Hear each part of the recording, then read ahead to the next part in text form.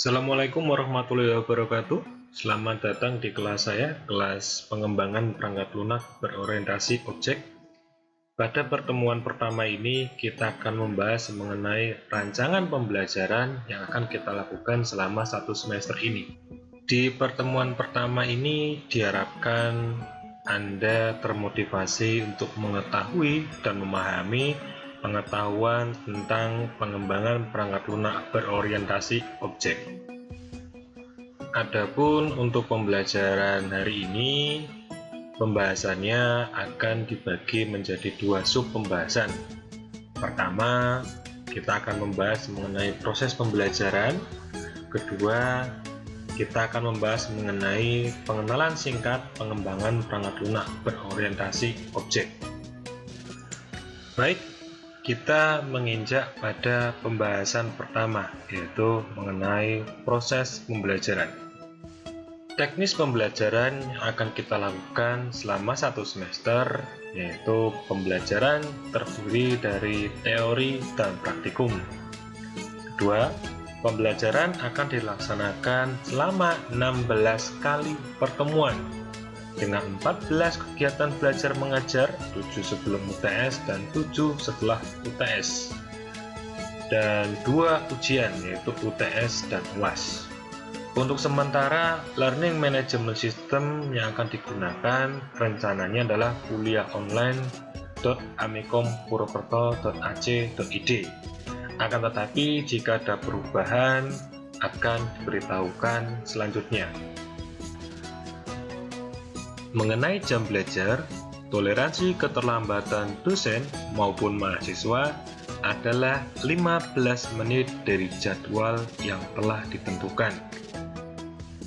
Artinya, misal kita dijadwalkan belajar mulai pukul 8, Anda datang di forum pembelajaran jam 8:20, maka presensi Anda tidak saya terima. Tetapi Anda tetap boleh mengikuti pembelajaran. Kedua, jika dosen tidak dapat hadir lebih dari 15 menit dari jadwal tanpa keterangan, maka kelas otomatis dikosongkan. Ketiga, mahasiswa diperbolehkan tidak mengikuti kelas dengan membuat surat izin maksimal 1 hari sebelum pembelajaran dimulai. Atau jika memang ada kegiatan ataupun alasan yang sangat mendesak, baru boleh melakukan WhatsApp kepada saya. Nah, ini tentang penilaian. Penilaian terdiri dari 4 komponen, yaitu presensi, tugas, UTS, dan UAS. Presensi dengan bobot 10%, tugas 20%, UTS 30%, dan terakhir UAS sebesar 40%. Tugas akan diberikan secara individu maupun kelompok. Pengumpulan tugas akan dilakukan di Learning Management System yang kita sepakati, dan akan ada tugas final project yang menanti Anda. Nah, itulah tadi konsep pembelajaran yang akan kita lakukan selama satu semester. Berikutnya kita akan membahas mengenai pengenalan pengembangan perangkat lunak berorientasi objek. Nah, apa sih pengembangan perangkat lunak berorientasi objek? Jadi pada prinsipnya mata kuliah ini merupakan turunan dari rekayasa perangkat lunak. Mungkin bagi teman-teman yang dulu SMK-nya mengambil jurusan RPL, mungkin akan sangat familiar dengan pembahasan yang ada di mata kuliah ini. Bedanya dengan RPL, mata kuliah ini mempelajari metode pengembangan sistem dengan paradigma objek. Jadi, sistem akan dilihat dari sudut pandang objek, bukan sekedar proses. 3. Pemodelan sistem dan implementasinya dengan menggunakan bahasa pemrograman tertentu juga akan dibahas pada mata kuliah ini. Meneruskan semester berikutnya, jika Anda sudah pernah belajar bahasa Python, nah, mata kuliah ini akan mencoba mengimplementasikan teknik-teknik rekayasa perangkat lunak berorientasi objek dengan menggunakan bahasa Python. Lalu pertanyaannya, mengapa Anda harus mengikuti mata kuliah ini? Atau apa sih alasannya pengembangan perangkat lunak berorientasi objek ini dianggap penting? Oke, di sini saya menghadirkan 3 buah alasan. Pertama, perangkat lunak digunakan di hampir seluruh aspek kehidupan manusia. Mulai Anda bangun tidur sampai Anda tidur kembali, Anda pasti tidak akan pernah lepas dari yang namanya perangkat lunak. Anda bangun, sudah dibangunkan oleh alarm yang merupakan perangkat lunak. Anda tidur, Anda lihat media sosial Anda, yang itu pun merupakan perangkat lunak. Alasan kedua, yaitu pengembangan dan rekayasa perangkat lunak yang baik tentu akan menghasilkan perangkat lunak yang baik pula. Jadi intinya tergantung prosesnya. Kalau prosesnya baik, maka outputnya juga baik. Kalau proses rekayasanya baik, maka outputan software yang dihasilkan pun akan menjadi baik. Ketiga, perangkat lunak modern pada umumnya dikembangkan dengan berorientasi objek untuk alasan kecepatan dan efisiensi pengembangan sistem. Mungkin beberapa dekade sebelumnya, software dianggap sebagai hal yang prosedural, tidak dilihat dari sisi objeknya. Aplikasi-aplikasi maupun software-software modern saat ini sudah dikembangkan dengan pendekatan objek. Maksudnya apa pendekatan objek? Nanti kita akan bahas di pertemuan-pertemuan selanjutnya. Intinya, mata kuliah ini melihat proses pengembangan perangkat lunak dari sudut pandang objek. Lalu teknisnya bagaimana? Ya, dalam mempelajari teori-teori dan penerapan pemrograman perangkat lunak berorientasi objek, Anda harus memahami dan dapat menggunakan perangkat-perangkat penunjangnya seperti UML Designer. UML ini Unified Model Language. Kita akan bahas di pertemuan kedua kira-kira. Seperti Microsoft Visual Studio ataupun Argo UML dan tool manajemen proyek seperti GitHub. Mungkin jika Anda merupakan programmer profesional, Anda akan sangat familiar dengan yang namanya GitHub ini. Nah, apa sih UML Designer itu? Jadi, seperti yang saya jelaskan, UML adalah Unified Modeling Language. Jadi UML Designer adalah perangkat lunak yang memudahkan Anda dalam merancang model dari perangkat lunak yang Anda kembangkan. Jadi sebelum Anda membuat software, sebelum Anda membuat perangkat lunak, sebaiknya Anda desain dulu. Mau seperti apa sistem Anda, bagaimana cara kerjanya, siapa saja yang akan menggunakan, Anda rancang terlebih dahulu.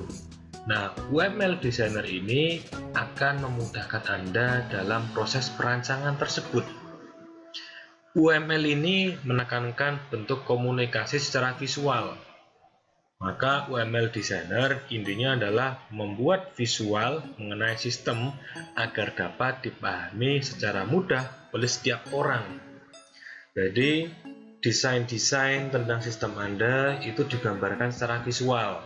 Alurnya bagaimana, ada panah-panahnya, ada arahnya, aktornya siapa, nanti ada lambang orang, siapa yang menggunakannya, dan lain sebagainya. Itulah inti dari UML Designer. Sementara itu, inilah contoh dari tampilan beberapa atau 2 UML Designer yang cukup populer. Pertama ada Microsoft Visio, yang sebelah kiri ini Microsoft Visio, kira-kira tampilannya seperti ini. Kedua ada Argo UML, tampilannya seperti ini. Keduanya memiliki kelebihan dan kekurangan masing-masing. Kita akan mencoba mengeksplornya nanti sambil menggunakannya. Intinya satunya berbayar, satunya open source, jadi tidak perlu bayar ya. Lalu apa itu tool manajemen proyek? Jadi tool manajemen proyek adalah perangkat lunak yang digunakan untuk membantu perseorangan maupun tim dalam melakukan manajemen proyek. Hal ini diperlukan untuk memastikan proyek berjalan sebagaimana mestinya. Tool ini pada dasarnya bisa menggunakan apapun sih gitu. Bahkan Anda bisa saja menggunakan Microsoft Word. Tapi tentu ini sangat merepotkan. Intinya tool ini bekerja untuk membuat milestone, membuat kita mau ngapain aja sih, dan lain sebagainya. Intinya di sini merupakan catatan-catatan dokumentasi dari proyek Anda. Beberapa contoh tool yang dapat digunakan antaranya adalah GitHub, Trello, Mavenlink, dan lain sebagainya. Nah, inilah contoh tampilan dari GitHub dan Trello. Yang sebelah kiri ini GitHub. Di sini menyediakan yang namanya repository, ada posting issue, di sini trouble atau masalah pada projectnya, bisa menyeting project yang akan kita kerjakan, membuat wiki itu semacam WikiHow atau semacam apa ya, dokumentasi terhadap project kita. Bahkan di sini juga disediakan sarana discussion atau diskusi antara pengembang project. Satu lagi Trello, di sini mungkin tampilannya lebih catchy ya, lebih menarik gitu. Cuman fungsinya secara fungsional sebenarnya lebih lengkap GitHub. Nah, kalau Trello sebenarnya cuma terdiri dari beberapa papan yang menjelaskan mengenai to do, doing, dan to do ini list-list yang akan dikerjakan. Doing ini merupakan isi dari yang sedang dikerjakan oleh tim, dan yang done yang sudah dikerjakan yang oleh tim. Ini begitu. Kalau Trello sekedar semacam papan informasi mengenai apa yang sudah dikerjakan oleh tim, yang belum dikerjakan, dan yang sedang dikerjakan. Yang kiri resource itu sumber daya apa saja yang dimiliki oleh tim proyek yang mengerjakan proyeknya. Nah, di mata kuliah ini kita akan mencoba menggunakan GitHub saja gitu. Karena ini yang cukup populer di kalangan programmer. Adapun capaian pembelajaran mata kuliah ini yaitu apa sih tolak ukurnya untuk dikatakan bahwa Anda berhasil menguasai mata kuliah ini adalah Anda mampu menyelesaikan contoh-contoh kasus yang ada dan mendesain sistem dengan memanfaatkan konsep pengembangan perangkat lunak berorientasi objek, sehingga sistem maupun solusi yang ditawarkan dapat berjalan secara efektif dan efisien. Jadi jika Anda dapat melakukan ini, artinya Anda, saya katakan, lulus mata kuliah PPLBO ini. Nah, jika Anda saya nyatakan lulus, setidaknya ada 3 kemampuan yang Anda miliki. Pertama, setelah mengikuti mata kuliah ini, Anda akan mampu membuat desain sistem yang dapat dengan mudah dipahami oleh rekan satu tim Anda maupun orang lain Anda yang dalam hal ini adalah klien Anda. Kedua, Anda akan memiliki dasar untuk melakukan manajemen proyek bersama. Jadi Anda mulai terbangun nih teamworks-nya nih. Ketiga, Anda dapat secara aktif berkolaborasi secara tim dalam melakukan perancangan sistem. Ingat, di era modern ini tidak ada yang namanya Superman. Yang ada adalah super team. Anda tidak dapat mengerjakan semuanya secara sendirian. dalam hal ini membuat project ya, tidak ada yang dapat membuat project secara kompleks hanya dikerjakan oleh satu orang. Anda tetap membutuhkan tim agar project yang Anda hasilkan itu sempurna. Nah, itulah tadi gambaran singkat mengenai mata kuliah ini. Berikutnya, saatnya kuis. Pertanyaan pertama adalah, pengembangan perangkat lunak berorientasi objek adalah mata kuliah yang membahas teknik untuk merancang suatu sistem sehingga rancangan tersebut dapat dipahami oleh orang lain dan dapat diimplementasikan. Menurut perspektif Anda, seberapa penting PPLBO dalam mendukung karir Anda sebagai seorang software developer? Berikan penjelasannya secara jelas dan konkret. Kedua, apakah mungkin suatu software dapat dibuat begitu saja tanpa adanya proses perancangan? Mengapa? Ya, itulah kuis kita hari ini. Anda silahkan jawab kuis ini pada Learning Management System yang disediakan.